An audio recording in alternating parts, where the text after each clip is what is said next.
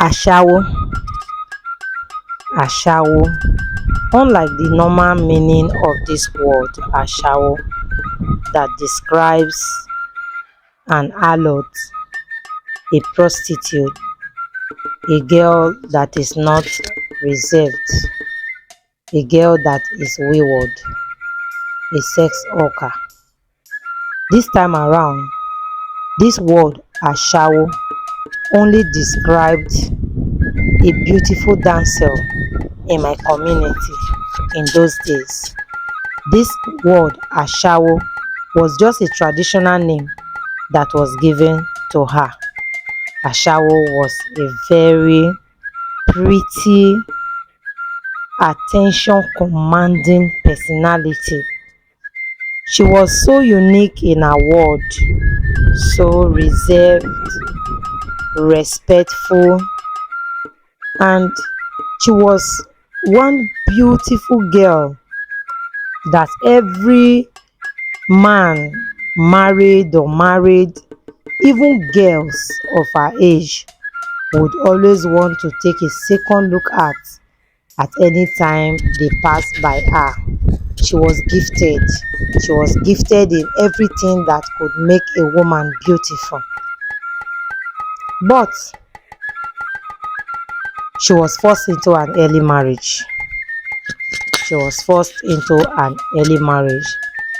As it were the tradition of our community in those days, it was believed that when a young lady gets to a certain age, they are supposed to be given out in marriage so that they don't waste their years and time that they should have been using for reproduction.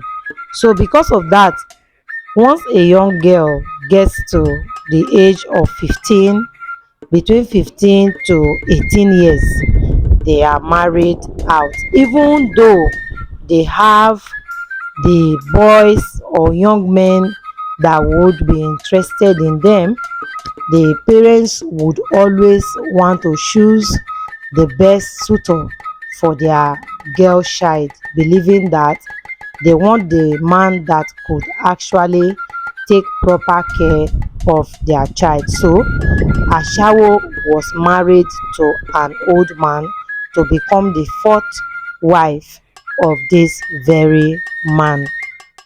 It was a very terrible sight that day. It was a very terrible sight because we could practically see this young girl being forced into this new institution and being forced to accept a new status as a married woman.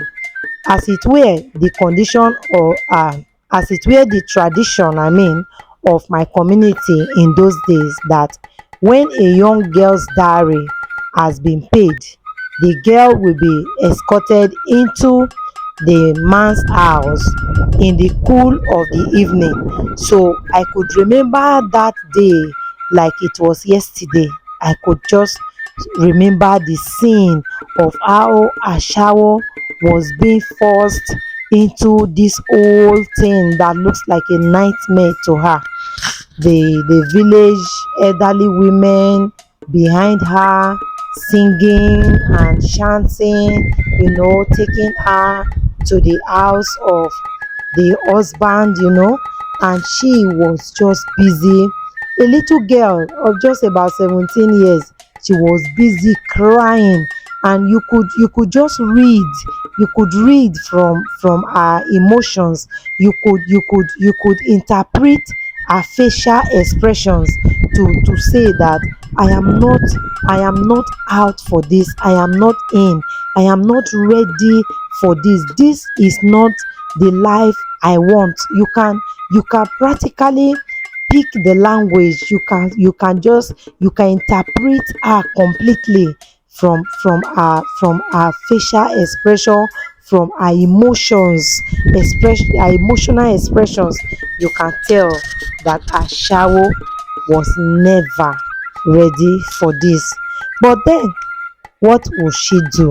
She was just a little girl of about 17 years. The parents have taken this decision, this great decision of her life for her, even though she wasn't prepared for it. They believe that they have made the best decision for her. So what will she do?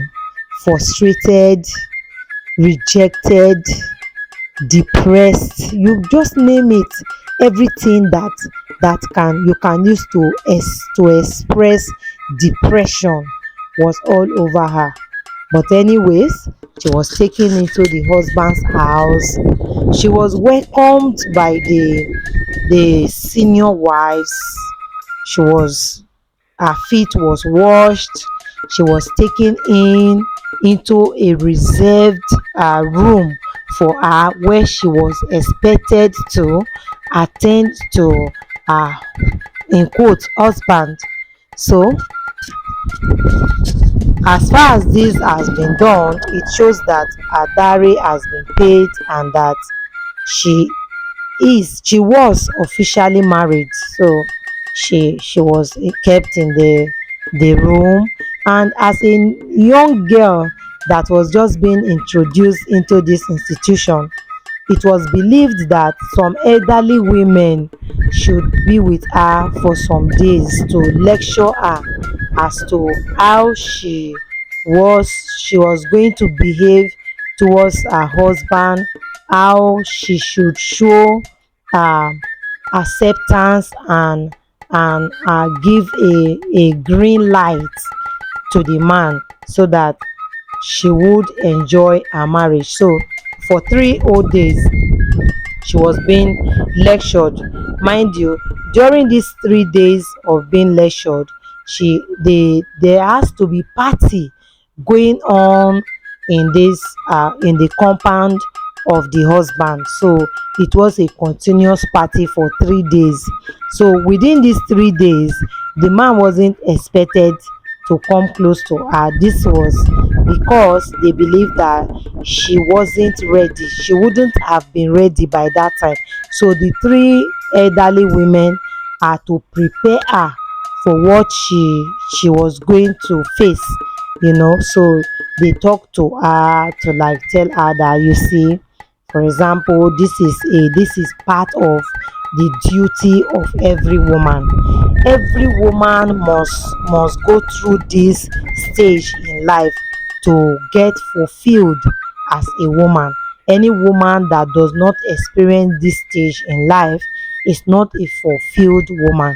So they try to tell her how she should show acceptance and give a welcoming attitude towards the husband. So they lecture her as to smile when he comes, and when he comes close to you and he tries to touch you, don't get aggressive, don't push him away, don't react negatively, be submissive. It's not going to hurt you.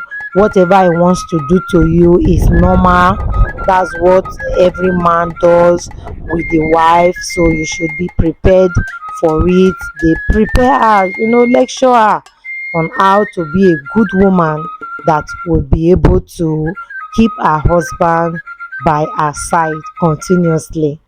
So 3 days, 3 days of agony it was for Asha. 3 days of imprisonment. That was the best way to describe it. As little children, then we go to the compound during these celebrations. We go, of course, we get our little things and drinks and food to eat. All we know is that we just come there for the celebration. We don't even know exactly what to explain that was happening, but all we could know or noticed was that this particular arbiter in question wasn't ready for this, because it was actually written all over her. She wasn't smiling with anybody, she wasn't laughing with anybody, she wasn't giving any good or welcoming as attitude or behavior to anybody. So it was obvious that she wasn't ready for this. But the good thing is that whenever you get to that compound, you are also allowed to see her. So people come, eat, drink, they go to greet her. Oh, habitant, which simply means the newly married in my tribe. Habitant, habitant, everybody wants to see her. But there wasn't any time you can see this joy of being fulfilled in her. So 3 days came and 3 days gone. By this time, it was believed that Ashawo should have understood the assignment and be prepared for it. So all parties were done with. Of course, this man was just so excited. He has what he wants: wonderful, beautiful, young damsel by his side. He feels fulfilled, giving entertainment to his friends, drinking, celebrating his achievement.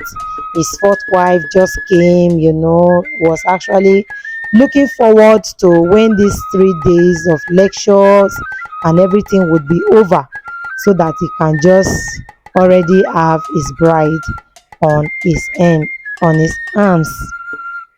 So 3 days came and gone. It was time for him to get access to his habitat. Prepared as usual, her room was already tidied up. She was seated on the bed and the man came in. And the moment this man came in, Ashawo became so aggressive. So aggressive. She was ready to do anything to protect herself. She was ready to make sure that this man doesn't come close to her. Terrible. She did everything to protect herself. If it was to shout, she would scream. She was so aggressive that even the old man was scared and he couldn't get close to her. So that night, she was lucky that night that the man couldn't get close to her. Time was running out. This wasn't Ashawo's plan. This wasn't the life she was looking forward to. This wasn't the future that she wants. And time is no longer on her side. How can she protect herself from this hurt? How can she ensure that this man doesn't touch her? How can she ensure that this man doesn't have any reason at all to lay with her? She just wants to be sure that this man does not gain a single access to her. All Ashawo wants was how to leave this place. It was like a lion's den experience for her. How can I leave this place? How can I escape this nightmare? Where is my next destination? These are the questions running all over her mind. And as a little girl who has never had the opportunity of traveling out of our community before, you can guess as much as I would that this would be a very difficult and a very dangerous mission for her. But of course, she has to find a way out of this. The whole of the compound were surrounded with guards, security, fenced. It wasn't going to be an easy escape at all.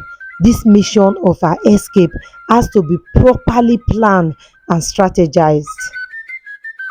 Ashawo would only cry each day. She cries each day. There was no day she would even be able to eat. She wasn't ready to eat. The whole thought on her head: how can I leave this place? I can't stay here. The more she stay, the more dangerous it looks for her, because all she just wants to prevent is the fact that this man mustn't touch her. So, what would be her next move? Ashawo has to leave. So, Another night, at every night, she's scared. Once it is evening, it's like something horrible, something terrifying is about to happen to her, and she's always full of fear of what she would do. How long would she continue with this act, and how long will this man be able to hold on to these aggressive actions and attitude of hers that is pushing him away? How long? So one day, the man decided to talk with her. It's not about having sex or making love. I just want to talk to you. Can we talk? And Ashawo sat down to listen. And the man said to her, how are you? And Ashawo would just reply without thinking, I am not fine. And the man asked her, can I know why? And she said, because I don't want to be here. I don't want to be here. I don't ever want to be your wife. I don't want to pass through this. I don't want to ever face this future. I can't stay in this place. That's why I'm not fine. And the man would just want to talk to her calmly, believing that she was actually going to calm down and change their mind somehow, And he just went ahead and be like, but I will take care of you. I will care for you. I will make sure you are happy. I will make sure that all your needs are met. I can give you the best of life that you can imagine. Ashawo just don't want to hear these things. And she said, I am not interested. Can't you get this? I am not interested. I don't want to be married now. I have a better future. I don't want to be married. I don't want to be a wife now. I don't want to be a mother soon. I am not interested. I am not ready for these responsibilities at all. Of course, the man tried his best, but it seems his best wasn't good enough. So that night, he still has to allow Ashawo to have her way. He didn't come close to her. He didn't force himself on her. He only gave Ashawo his words that he was going to take good care of her. So, that night, Ashawo had made plans on how she was going to escape. She had made plans on how she was going to leave the house at the middle of the night. Quite risky anyway, but she felt it would be better she take this risk now than never trying at all. So that night, she made every plans that she could make. She tried everything that she could try, and finally, by morning, Ashawo was nowhere to be found. It was surprising. What happened? How did she escape? Who helped her? Because the gates were locked. Even the doors before the doors of our own doors were locked. So how was this mission possible? That will be a story for another day. But anyway, she escaped. She escaped. And by morning, this man was like a wounded lion. He was like a wounded lion. He wondered, where could this conspiracy come from? Who did this to me? Who assisted her to escape? Who helped her? How did she get out of this compound? At all, he was mad. But it was not time to be mad. It was time to get his bride back. So the search for Ashawo began. Ransom was placed on her return. Anybody that could bring her back, anybody that find her for me, anybody that could return her to me, this is what I'm going to give. Very wonderful promises. And everybody wants to return Ashawo to this man. So everybody started searching. They searched, they searched. One day came and gone, 2 days, 3 days, 1 week, 1 month, 2 months, 3 months. Ashawo was nowhere to be found. The villagers became curious. Even we, the young children then, we were scared because the easiest conclusion that we could reach was the fact that maybe she has been eaten up by wild animals, or better still, she drowned herself in the river, because our village was actually surrounded by very mighty sea. So we thought it's possible she's dead. After all, she doesn't know her way out of this town. She doesn't know anywhere apart from this community. She has not had any reason to travel out of this community before. So everybody concluded that possibly Ashawo must have been dead, because no trace of her at all. No trace, no trace. But then the only thing that we could notice was that there was also a young man in the village that was missing. There was also one young man in the village that was missing. So it makes people want to raise some kind of eyebrow as to, is it possible that this young man this young man has helped Ashawo to escape, or could it just be a mere coincidence that this young man wasn't found in this village also? Anyway, the search for Ashawo was up.